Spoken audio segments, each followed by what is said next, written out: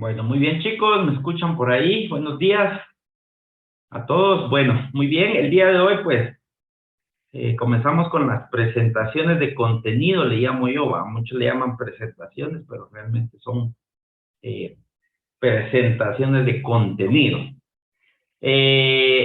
Grupo número uno, todavía tenemos ahí 5 minutitos para que finalicen de integrarse, de prepararse ahí para el tema de la presentación del día de hoy. No sé si ya estarán por ahí el tema de los grupos. Ya tenemos la división de grupos. No sé si necesitan algo más o algún compañero que haga falta del lado de ustedes para que se conecten, por favor.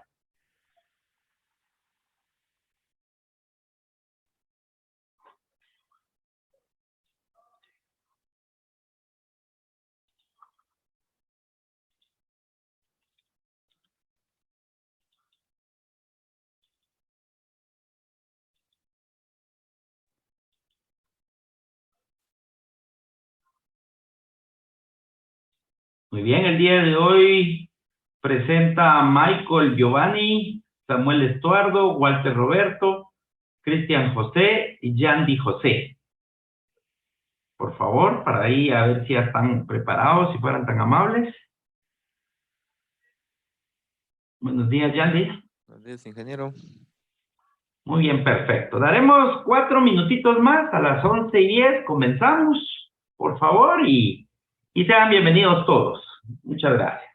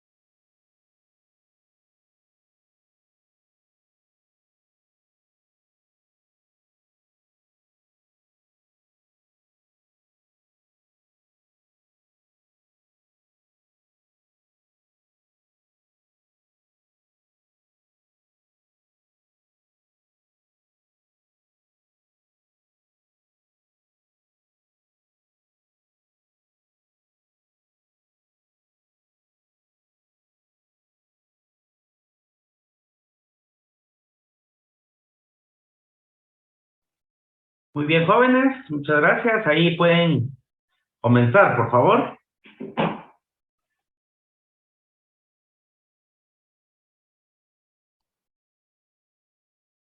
Bueno, buenos días, ingeniero y compañeros. Nosotros somos el grupo número 1, que está conformado por mi persona, Yandy Lima, que les daré una pequeña síntesis sobre el tema de diseño de componentes, seguido de mi compañero Samuel Camacho, que les explicará qué es un componente. Luego Cristian González, con el punto de diseño de componentes basados en clases. Luego Walter Acuta, con la realización del diseño en el nivel de componentes. Y por último, Michael Cali, con la refactorización de componentes. Diseño de componentes. ¿Qué es? ¿Qué es un diseño de componentes? Bueno, pues es un conjunto completo de componentes de software que se define durante el diseño arquitectónico, pero las estructuras de datos internas y el procesamiento de detalles de cada componente no se representan en un grado de abstracción parecido al código. El diseño a nivel de componentes define las estructuras de datos. ¿Por qué es importante? Antes de construir el software, se debe tener la capacidad de determinar si funcionará bien. El diseño a nivel de componentes representa el software de tal manera que permite revisar los detalles del diseño sean correctos y consistentes con las representaciones iniciales del diseño. Proporciona también una manera de evaluar si funcionan las estructuras, las interfaces y los algoritmos. ¿Cuáles son los pasos?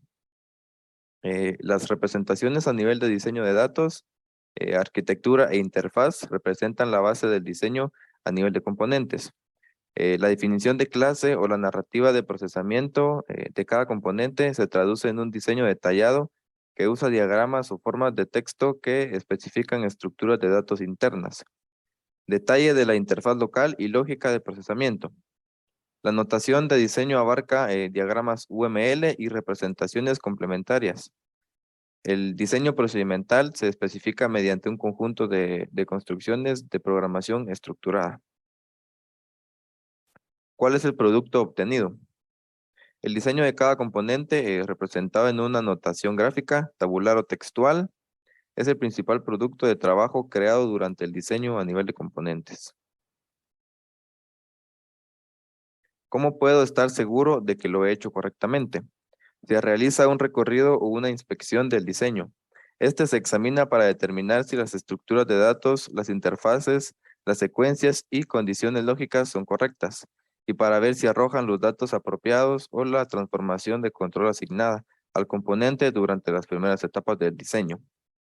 La acción de diseño al nivel de componentes abarca una secuencia de tareas que reducen lentamente el grado de abstracción con que se representa en el software. El diseño al nivel de componentes describe finalmente el software en un grado de abstracción cercano al código. Y es posible tomar dos enfoques distintos de diseño a nivel de componentes, lo que depende de la naturaleza del software que habrá de desarrollarse. El concepto orientado a objetos se enfoca en la elaboración de clases de diseño que provienen tanto del problema como del dominio de la infraestructura.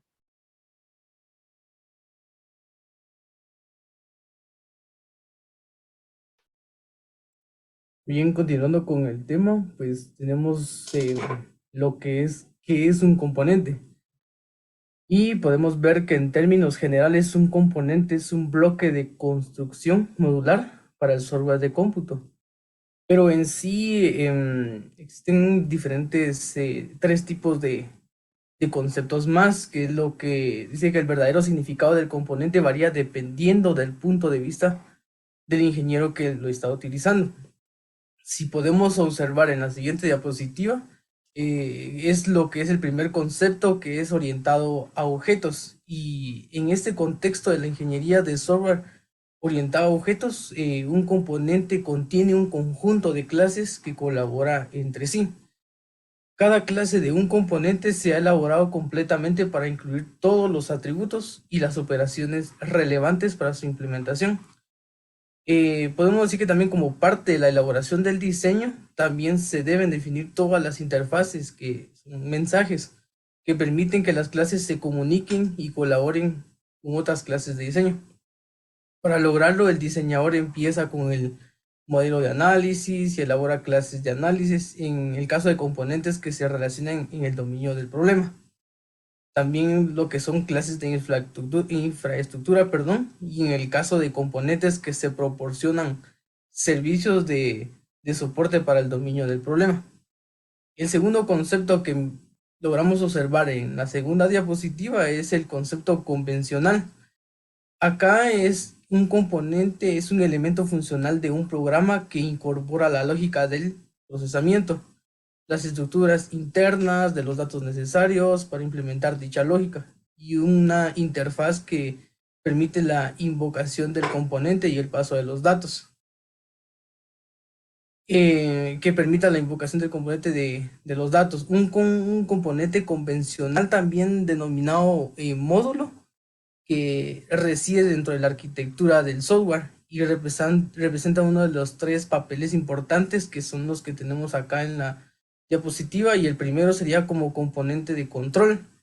Acá coordina la invocación de todos los demás componentes del dominio del problema. El segundo sería como componente del dominio del problema. Acá implementa una función completa o parcial requerida por el cliente. Y por último tenemos como componente de infraestructura, que es la responsable de funciones que soportan el procesamiento requerido en el dominio del problema. Casi por finalizar en las diapositivas que me corresponden, tenemos por último el concepto relacionado con el proceso. Acá en los conceptos orientados a objetos y convencionales del diseño a nivel de componentes presentados anteriormente, se supone que los componentes se han diseñado desde cero. Eso quiere decir que el diseñador debe crear un nuevo componente basado en las especificaciones derivadas del modelo de análisis. Hay otro tipo de enfoque, que es lo que en sí es este otro concepto, que si regresamos un poquito anteriormente, en las décadas pasadas, la comunidad de la ingeniería del software ha destacado la necesidad de construir sistemas que usen los componentes de software existentes. Eso quiere decir que en esencia un catálogo de componentes basados a nivel del diseño o de código queda a disposición del ingeniero de software que está realizando la gestión a medida de que avanza en el trabajo de diseño. Mientras se desarrolla la arquitectura de software, se elige el catálogo, del catálogo los componentes o patrones de diseño, y eso se usa para poblar la arquitectura, debido a que esos componentes se han creado con la reutilización en mente. Se encuentra a disposición del diseñador una descripción completa de su interfaz, la cual la función o las funciones en las cuales contenga, que realiza, y la comunicación y colaboración que requiere.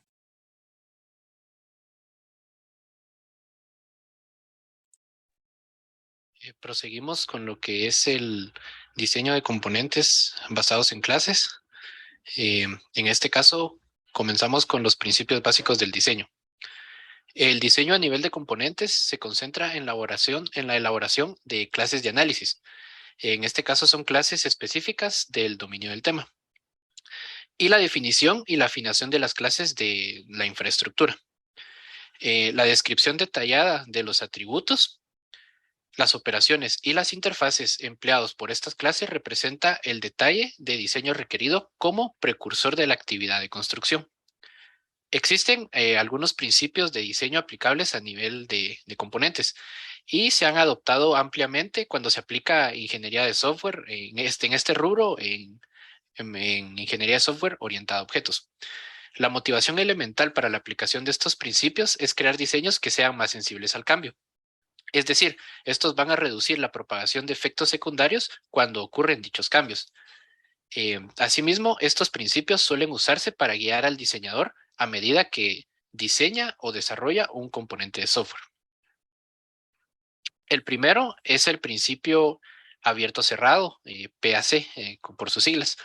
Este principio nos dice que el componente de un módulo debe estar abierto para extensión, pero cerrado para modificación. ¿Qué quiere decir esto? Esto nos quiere decir que el diseñador debe especificar el componente de manera que permita extenderlo. Es decir, dentro del dominio funcional que atiende, sin necesidad de modificaciones internas al propio componente. Esto quiere decir a nivel de código o lógica. Para ello, el diseñador crea abstracciones que sirven como memoria intermedia entre la funcionalidad, que tal vez habrá de extenderse, y entre la propia clase del diseño. Acá tenemos un pequeño ejemplo de lo que es este primer principio.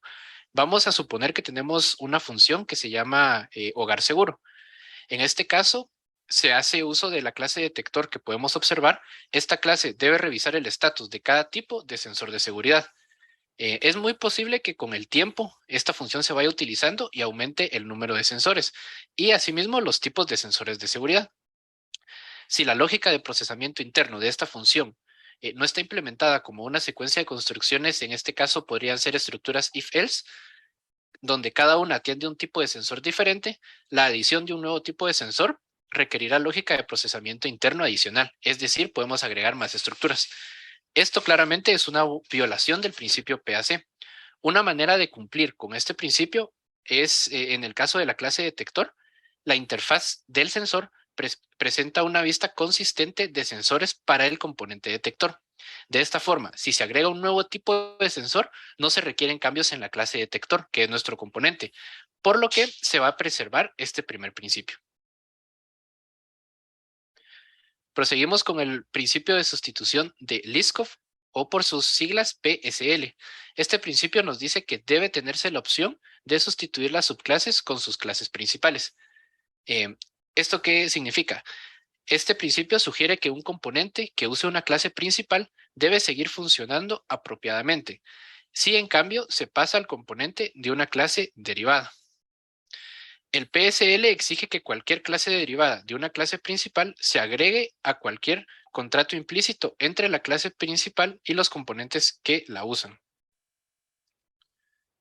En este caso, vamos a seguir con lo que es el principio de inversión de la dependencia, o por sus siglas PID. Este principio nos dice, dependa de las abstracciones, mas no de las concreciones. Las abstracciones son el lugar donde un diseño puede extenderse sin grandes complicaciones. Cuanto más dependa un componente de otros componentes concretos, en lugar de abstractos como la interfaz, más difícil va a ser extenderlos. Seguimos con el principio de segregación de la interfaz, por sus siglas PSI. Este principio nos dice que es mejor tener muchas interfaces específicas del cliente que una interfaz de propósito general. Hay muchos casos en los que varios componentes del cliente usan las operaciones proporcionadas por una clase de servidor. Este principio sugiere que el diseñador debe crear una interfaz especializada para servir a cada categoría importante del cliente. Solo las operaciones importantes para una categoría especial de clientes deben especificarse en la interfaz para estos clientes. Continuamos con el principio de equivalencia entre reutilización y versión, por sus siglas PER. El principio nos dice, la esencia de la reutilización es la misma que de la versión. En este caso, cuando las clases o componentes se diseñan para reutilizarlos, hay un contrato, digamos, explícito entre el desarrollador que está creando la entidad reutilizable y la persona que hará uso de la misma. En este caso, el desarrollador podríamos decir que se compromete a establecer un sistema de control de versiones que dé soporte y mantenga las versiones anteriores de la entidad. De esta forma, los usuarios que hagan uso de estas entidades actualizan lentamente hasta llegar a la versión más actual. Tenemos el principio del cierre común, PCC. En este caso nos dice que las clases que cambian juntas deben permanecer juntas. ¿Qué quiere decir esto? Las clases deben empaquetarse de manera que sean entre sí coherentes. Es decir, cuando las clases se empaquetan como parte de un diseño, deben atender la misma área de funciones o comportamientos. Por esto, cuando alguna característica de esa área deba cambiar, es probable que solo deban modificarse las clases de ese paquete. Tenemos el principio común de la reutilización, PCR. Nos dice que las clases que no se reutilizan juntas no deben agruparse juntas. ¿Por qué? Porque cuando una o más clases cambian en un paquete, también cambia el número de versión del paquete. De esta forma, todas las demás clases o los demás paquetes que dependen de este mismo paquete deben actualizarse ahora a la versión más reciente del paquete y hacer pruebas para asegurarse de que funcione sin incidentes. En este caso, si no hubo algún tipo de cohesión al agrupar las clases, es posible que cambie una clase que no tenga relación con las demás. Esos fueron los principios. Ahora continuamos con algunos lineamientos generales. En este caso, los componentes. Tenemos convenciones de asignación de nombre para componentes especificados como parte del modelo arquitectónico. Las interfaces deben proporcionar información importante acerca de la comunicación y la colaboración. Y las dependencias y la herencia se deben modelar. En este caso, las dependencias de izquierda a derecha y la herencia de arriba hacia abajo. Tenemos lo que es la cohesión. En este caso, la cohesión se define como la función única de un componente. Implica que solo encapsula atributos y operaciones relacionadas estrechamente entre sí y con la clase del propio componente. Tenemos algunos ejemplos de cohesión, como es la cohesión funcional, de capa, de comunicación, secuencial, procedimental y temporal y utilitaria. Continuamos con lo que es el acoplamiento. Este término se refiere a que es una medida cualitativa del grado al que las clases se conectan entre sí. A medida que las clases se vuelven más interdependientes, el acoplamiento aumenta. Pero acá lo importante es mantener el acoplamiento lo más bajo posible. Tenemos algunos tipos, como lo pueden ser el contenido. Esto nos indica que un componente que modifica datos internos de otro, al hacer esto viola la ocultación de la información, que es un concepto básico de nuestro diseño. También tenemos el acoplamiento común. Este ocurre cuando varios componentes usan una variable global, aunque esto es necesario en algunas ocasiones. Tenemos un ejemplo para establecer valores predeterminados en toda una aplicación. Necesitamos usar variables globales. Sin embargo, el acoplamiento puede llevar a la propagación incontrolable de errores. También tenemos lo que es el control. Para este ejemplo tenemos una operación A que está invocando a una operación B. Y esta operación A pasa una marca de control a nuestra operación B. Entonces, esta marca de control dirige un flujo lógico dentro de B. Sin embargo, un cambio no relacionado en B puede causar la necesidad de cambiar el significado de la marca de control que pasa a A. También tenemos lo que es la estampa. En este caso, ocurre cuando la clase B se declara como un tipo para un argumento de una operación de la clase A. Como la clase B ahora es parte de la definición de la clase A, la modificación del sistema se vuelve más completa.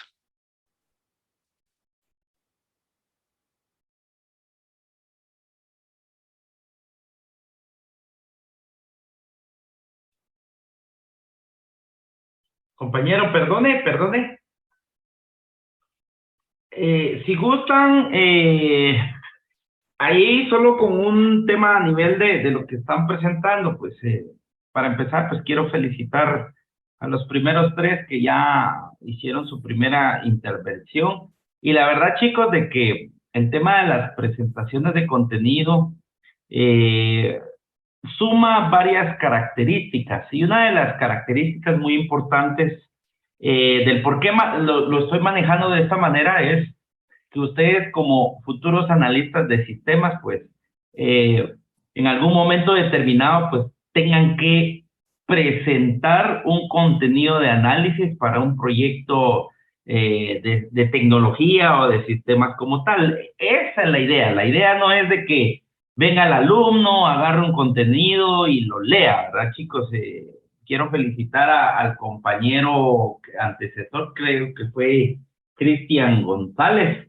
Muy buena presentación. Y también, pues, para comentarles que acá están para que se equivoquen, ¿verdad, chicos? Acá ustedes pueden desarrollar las habilidades que muchos docentes, pues, necesitamos de los alumnos. Y una de las habilidades bien importantes es que se puedan desenvolver delante un contenido. Ya cuando lo ponemos a nivel tecnológico, pues se pone más fácil, ¿verdad, chicos? Es un poco más fácil porque ustedes van a hablar de lo que saben y de lo que hacen, entonces es un poco más práctico.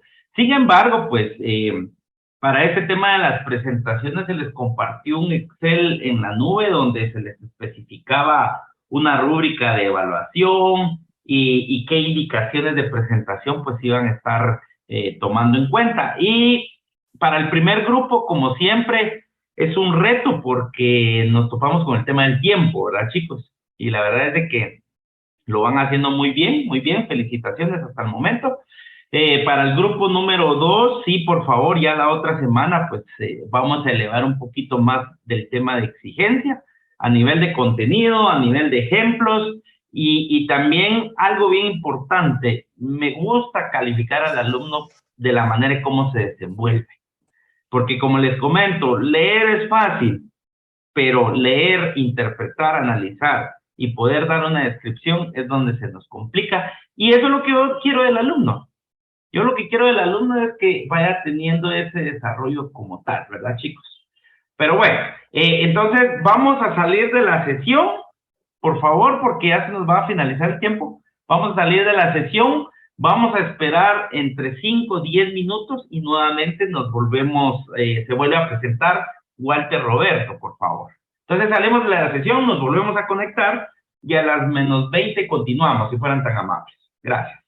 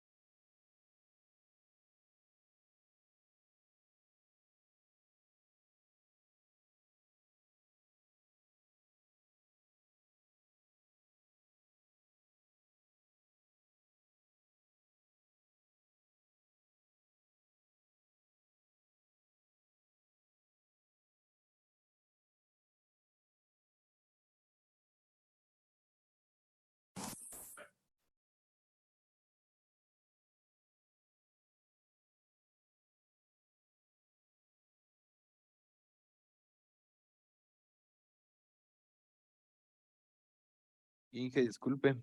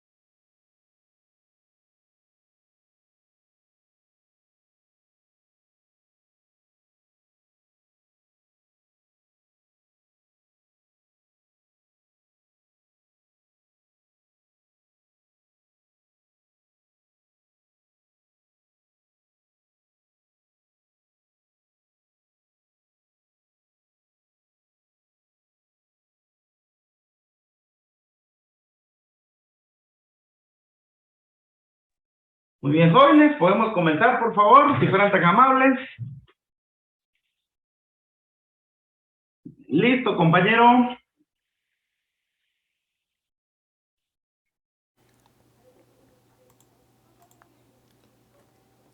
Ok, muy buen día, ingeniero. Mi nombre es Walter Acuta y retomando pues con la presentación, a mí me toca lo que es la reutilización de diseños, eh, la realización del diseño a nivel de componentes. Y nos dice que también le podemos denominar pasos para el diseño de componentes o conducción del diseño a nivel de componentes. Quizás en algún momento previo, cuando nosotros hemos desarrollado algún tipo de software o hemos realizado algún programa, sea para algún proyecto o ya sea en vida laboral o real, hemos realizado de alguna u otra manera estos pasos, pero sin estar consciente de ellos, porque ya a la hora de estudiarlos y de investigarlos, pues uno se da cuenta de que son pasos que los realizamos coloquialmente, pero que desconocemos o que sabemos, o que incluso en ocasiones los realizamos, pero no los realizamos de la manera adecuada o nos saltamos, y eso pues nos genera atrasos, nos genera diferentes problemas durante el desarrollo. El diseño de nivel de componente nos dice que es de naturaleza elaborativa, es decir, que está prevista y se desarrolla secuencialmente, consecutivamente. Es donde se toman pues y se transforma cada una de la información obtenida de análisis y de modelos arquitectónicos previamente. O sea que es cuando nosotros pues ya estudiamos y tenemos qué es lo que vamos a utilizar y tenemos una estructura bastante general, un tipo de lluvia de ideas, y a partir de ello pues nosotros vamos a empezar a elaborar componente a componente, y es elaborativa porque a partir de ello pues se pueden generar o se pueden crear nuevos, nos pueden surgir nuevas ideas, nuevos acoples, o quizás un componente todavía se puede subdividir en diferentes componentes. Y se debe transformar la información del análisis y los modelos arquitectónicos en una representación de diseño que proporcione suficientes detalles para guiar la actividad de construcción, es decir, codificación y prueba. De este lado vemos una representación gráfica de cuál es el modelo o la metodología de diseño bastante general, o sea, generalizada para aplicaciones basadas en componentes. Nosotros podemos ver los requerimientos, las especificaciones, aprovechamiento, ensamblado, test y despliegue. Adelante vamos a ver qué es la definición exactamente de cada uno de ellos. Pero en el lado de requerimientos, pues es la parte donde nosotros reunimos qué es lo que necesitamos que haga nuestro software, qué es lo que necesitamos que haga el sistema. Desde esta parte pues nosotros vemos y tomamos todos esos conceptos o toda la lluvia de lo que nos están pidiendo, de las solicitudes que nos hagan, y a partir de ahí nosotros pasamos a cada una de las especificaciones, que es el siguiente paso que vemos ahí en la gráfica. En las especificaciones pues ya se definen qué tipos van a ser, los tipos de datos. Ya estamos hablando pues a un nivel de software o a nivel de tecnologías que vamos a implementar en nuestro proyecto. Ahí pues ya seleccionamos, bueno, puede ser mejor trabajar en tal lenguaje de programación, esta base de datos pues nos es mucho mejor, nos es más accesible, y se ven todo ese tipo de especificaciones para nuestro modelado. Luego pasa a lo que es un aprovistamiento. El aprovistamiento pues es donde ya se prevé qué es lo que puede pasar, o nosotros ya tenemos previsto qué tecnología o cómo va a reaccionar, o cómo puede funcionar a largo plazo, a corto plazo. Entonces acá se ven todo este tipo de aprovechamientos. Entonces se toman acá, en este punto donde luego, bueno, luego vamos a especificar qué es lo que significan las flechas, pero teniendo esta idea base. Luego pasa lo que es el punto de ensamblado. En el lado de lo que es el ensamblado, pues ya se ensamblan lo que son los componentes. Ahí podemos ver en la gráfica clara que está hablando técnicamente ya de los componentes.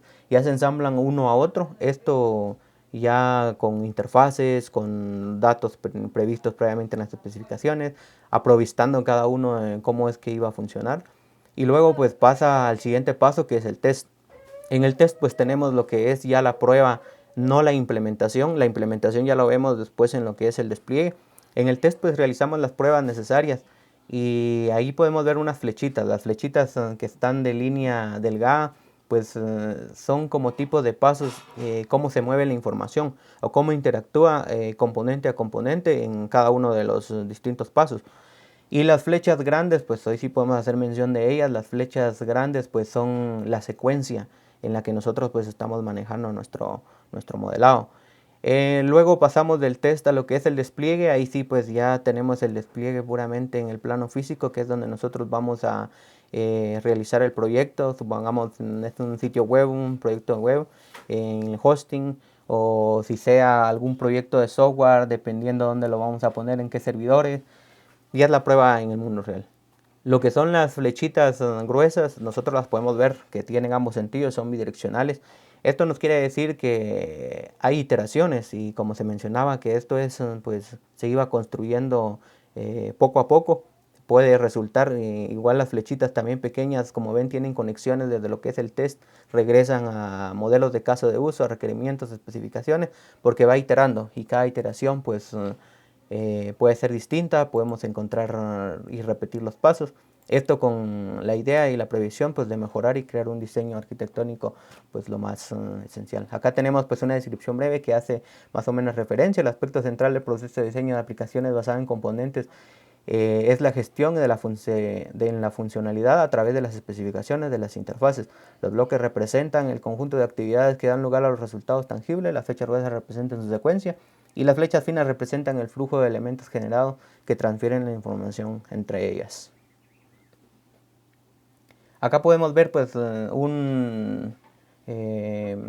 más o menos un texto, un marco teórico de qué es lo que ya se explicó previamente.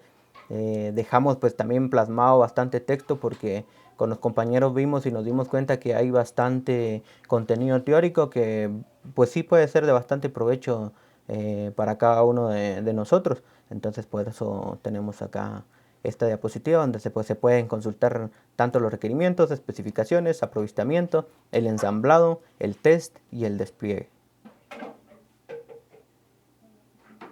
En esta parte pues se especifica una gráfica de cómo vemos nosotros el modelo, que era lo que se mencionaba, que es secuencial. La secuencia de la actividad está representada por flechas direccionales. Era lo que mencionábamos, que durante el proceso de desarrollo pues se iteraba, y en dado momento pues se pueden volver algunas etapas anteriores y crear algunas modificaciones, y generalmente pues es lo más habitual ya en el mundo laboral, o incluso en proyectos. Nosotros nos hemos dado cuenta de que a veces no funciona de una manera y tenemos que regresar porque lo queremos modificar y no nos funciona como lo tenemos programado o desarrollado, sino que tenemos que regresar previamente.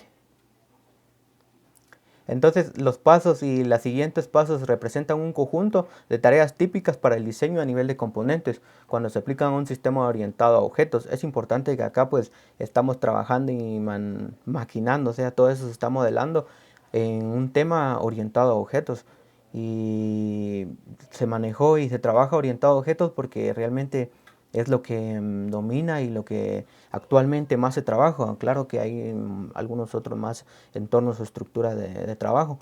Por ejemplo, hasta abajo tenemos una nota que dice: si se está trabajando en un entorno que no es orientado a objetos, los primeros 3 pasos se concentran en el refinamiento de los objetos de datos y el procesamiento de funciones definidas como parte del modelo de análisis.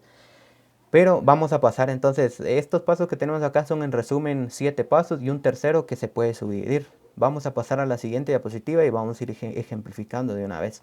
Por ejemplo, tenemos como primer paso identificar todas las clases de diseño que corresponden al dominio del problema. En este paso, como lo mencionaba al principio, pues quizás sean cosas que nosotros ya hemos hecho y siempre lo hemos analizado, qué necesitamos cuando vamos a crear una aplicación, cuando vamos a crear un sitio web, o cuando estamos creando algún módulo para alguna aplicación. Lo que nosotros nos preguntamos primero es una abstracción de datos para ver qué es lo que vamos a necesitar para ello, y precisamente es lo que realiza este paso.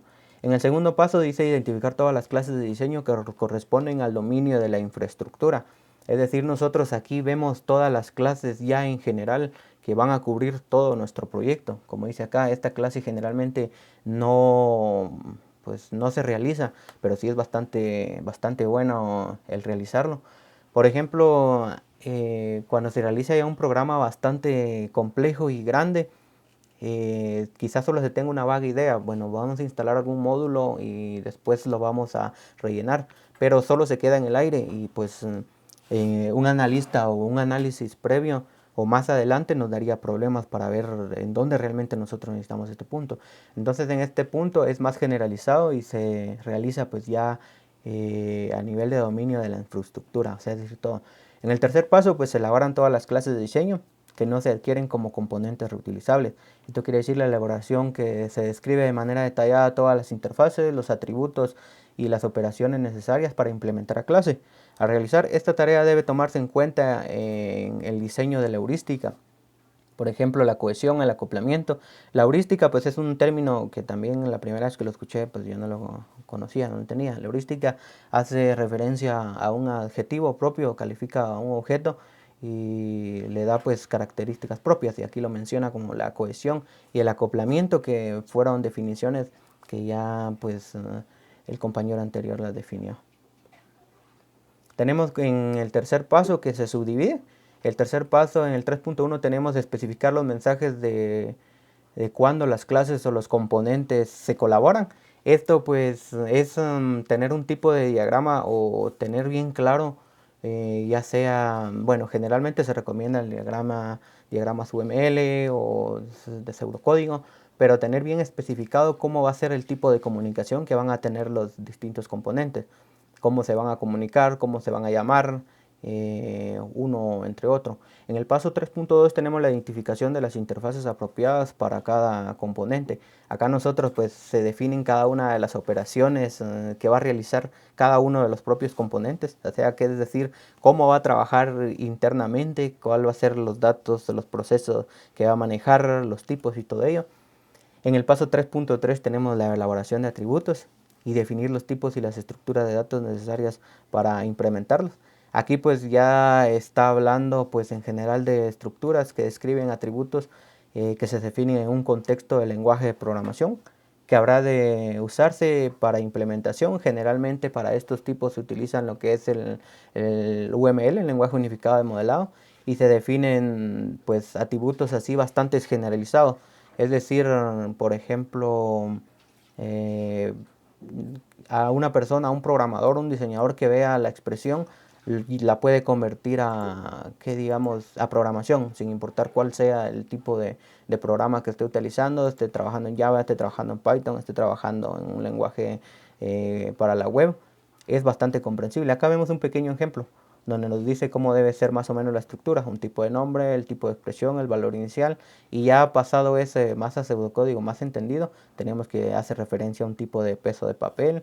Este va a ser un string, va a llamarse A y puede contener uno de los 4 valores, como lo vemos acá. En el paso 3.4 tenemos la descripción de manera detallada del flujo de procesamiento dentro de cada operación. Esto se logra pues nuevamente empleando pseudocódigo basado en lenguajes de programación o diagramas. O sea, aquí vamos a ver nosotros cómo es que procesa la comunicación uno a otro, bastante distinto al realizar el paso de definir la comunicación entre componentes, sino que acá se define detalladamente cuál es la manera, cómo lo está haciendo. Las primeras iteraciones nos dice que define cada operación como parte de la clase de diseño. En cada caso las operaciones deben realizar una sola función definida y bueno, a lo que hace referencia a este es de que cada uno de los submódulos o módulos va a trabajar de una manera bastante independiente y nosotros pues debemos de tener esa seguridad y de definirla de esa manera, ya que en este caso pues nosotros seremos los diseñadores de ello. En el paso 4, ya saliendo del 3, tenemos que describir fuentes de datos persistentes, bases de datos, archivos e identificar las clases. Esto es necesario para manejarlas. Sabemos que cuando estamos manejando la programación es muy distinto en la arquitectura el campo de lo que es el manejo de los archivos y lo que es el manejo de las bases de datos, pues es bastante delicado. Entonces, en este caso, el modelo nos describe los pasos, nos dice que debemos tener bastante precisos y muy bien modelados y maquetados cómo vamos a manejar nosotros los datos persistentes, que generalmente va a ser la base de datos y archivos externos. En el paso número 5 tenemos desarrollar y elaborar representaciones del comportamiento de una clase o componentes.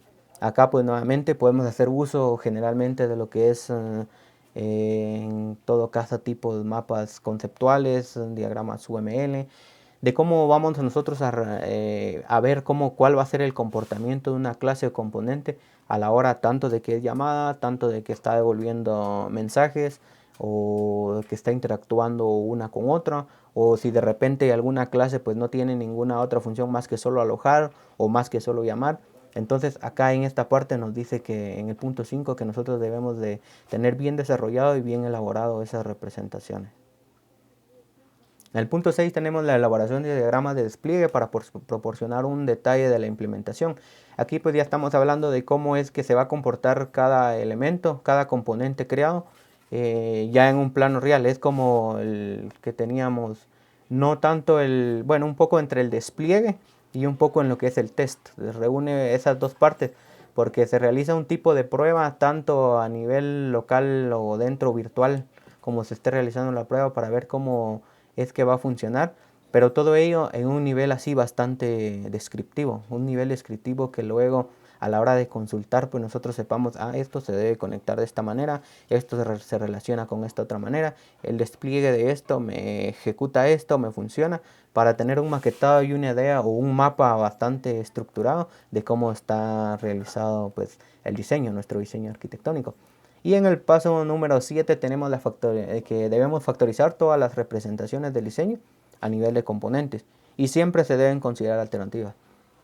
El paso 7 a lo que hace referencia es de que generalmente como ingenieros o analistas de sistemas siempre vamos a tener múltiples opciones para realizar un diseño, no precisamente un diseño específico o apegarnos a un punto específico vaya a ser necesario para desarrollar de la mejor manera un software.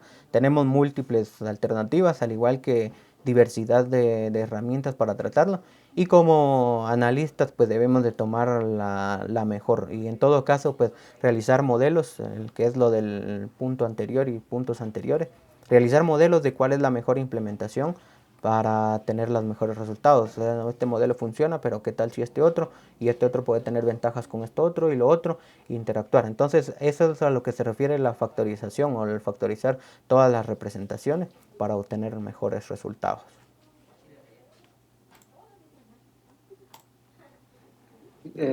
Buenas tardes, ingeniero, compañeros. Yo Momento, les... por favor, momento, Michael. Sí, Gracias, adelante. gracias.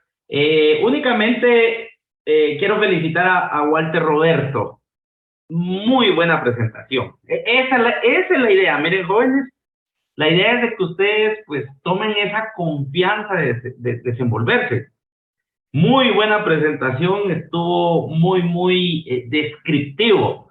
Realmente muchas veces hay palabras que lógicamente, inclusive me atrevo a decir como ingeniero en sistemas, pues no la conozco o no la uso dentro de mi léxico a nivel de sistemas. Pero lo importante es que cada vez que ustedes interpretan y presentan algo, a esa misma palabra le pueden sacar beneficio de la presentación. Quiero felicitarlo, Walter Roberto, muy bonita presentación y espero pues que estas futuras presentaciones pues les pueda servir para todo esto, para poder desenvolverse y lógicamente pues para poder interpretar la información pues que se presenta, ¿ok? Para finalizar con el compañero Michael, nuevamente perdonen, pero es parte del tema del tiempo.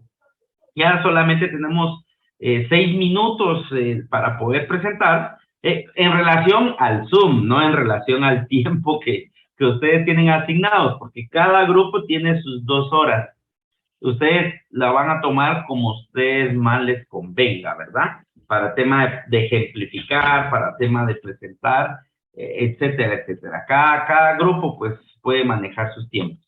Entonces, por último, por favor, porque nos falta ya solo el compañero Michael y luego pues tomar presentación, perdón, pues tomar asistencia, pero estaba viendo hace 10 minutos estaba el 100% de participantes, pero yo creo que un compañero se quedó sin conectividad. Entonces, nuevamente, si fueran tan amables, vamos a salir y nos volvemos a conectar, solo que ahora sí, de una vez comenzamos con la presentación, por favor.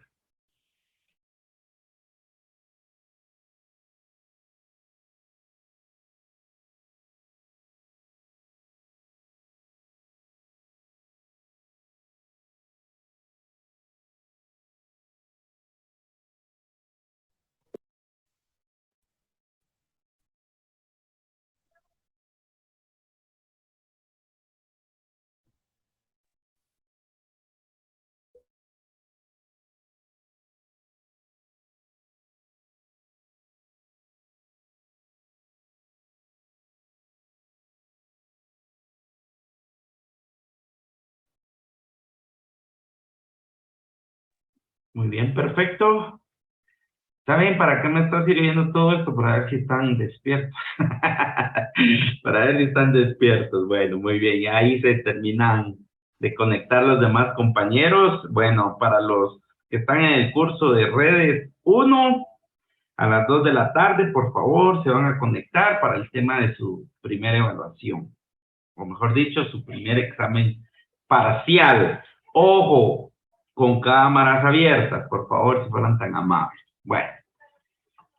Muy bien, ya, solo un minutito más en lo que los otros 4 compañeros se conectan. Y ya podemos continuar, por favor. Yo creo que no era Michael, yo creo que era Samuel que iba a presentar, si no estoy mal. Voy a compartir aquí pantalla.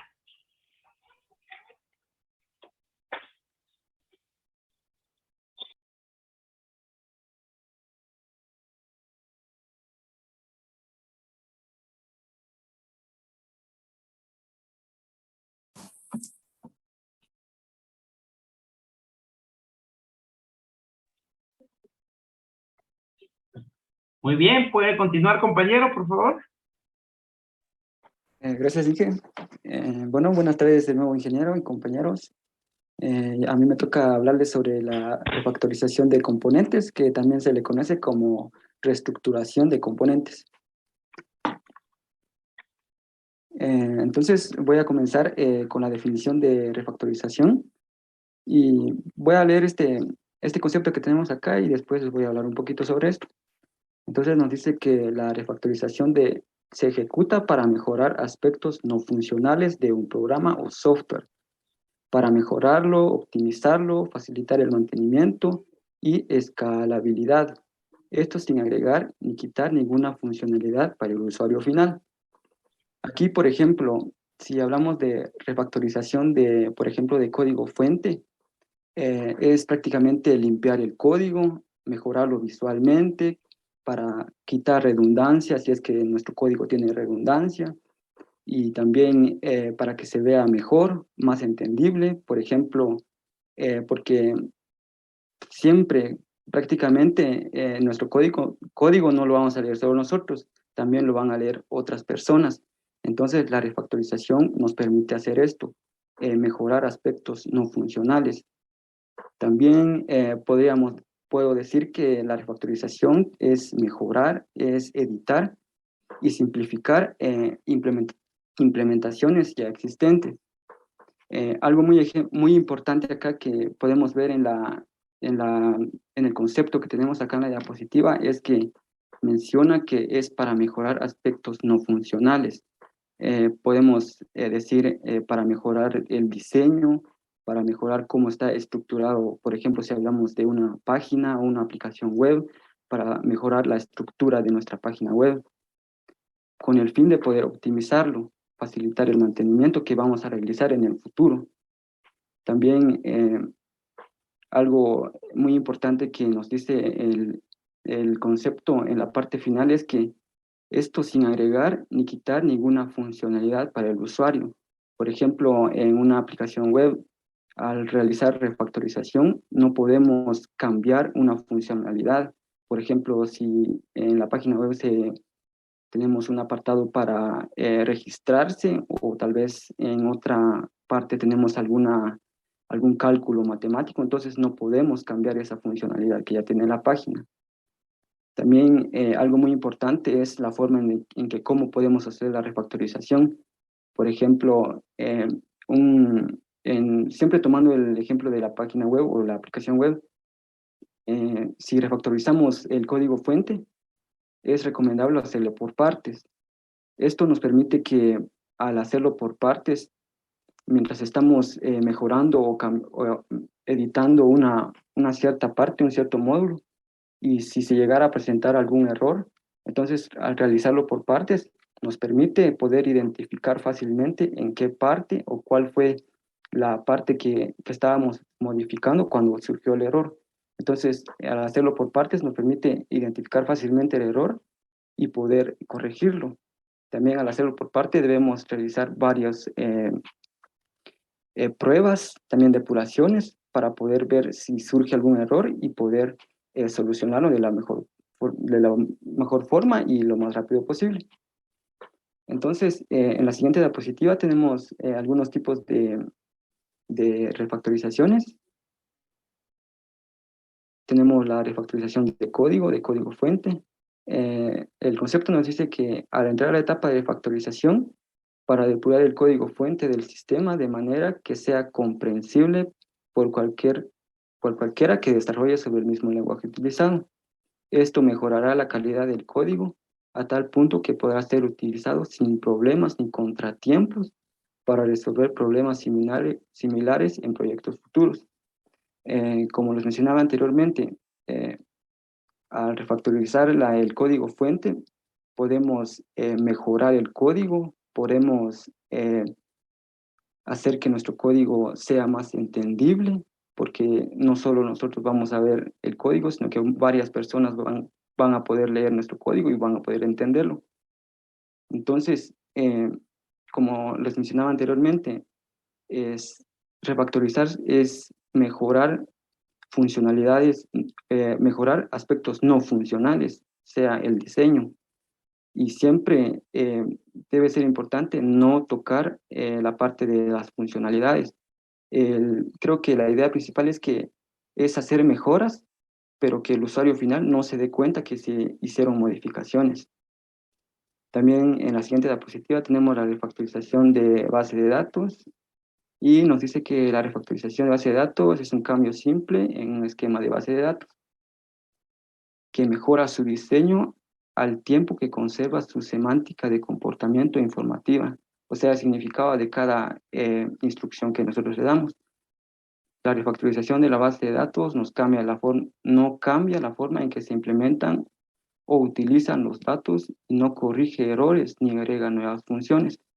Lo que les mencionaba anteriormente, la refactorización no se trata de cambiar funcionalidades, sino que se trata de cambiar o mejorar aspectos no funcionales. Y nos dice que la refactorización de base de datos es un poquito más difícil que la de código fuente, porque ya en la refactorización de base de datos también tenemos que ver el tema de los datos que tenemos, toda la información que tenemos dentro de la base de datos. También tenemos la refactorización de interfaz de usuario, nos dice que cambios de estandarización de representación, mantenimiento de funcionalidad, por ejemplo, alinear campos, alinear tamaños de botones, entre otros. También aquí tal vez podría ser que algunas veces las páginas web pueden verse de una forma en un navegador y pueden verse de otra forma en otro navegador. Entonces también sería de mejorar el diseño para que en el navegador en donde se visualice la página web pueda adaptarse. Y también podría mencionar acá otro tipo de refactorización, también podría ser el de los diagramas UML, tal vez sería mejorar el aspecto de los diagramas para que sea más entendible. Entonces, en la siguiente diapositiva también está el tema de análisis y diseño para la reutilización. El tema de reutilización va de la mano con el tema de refactorización.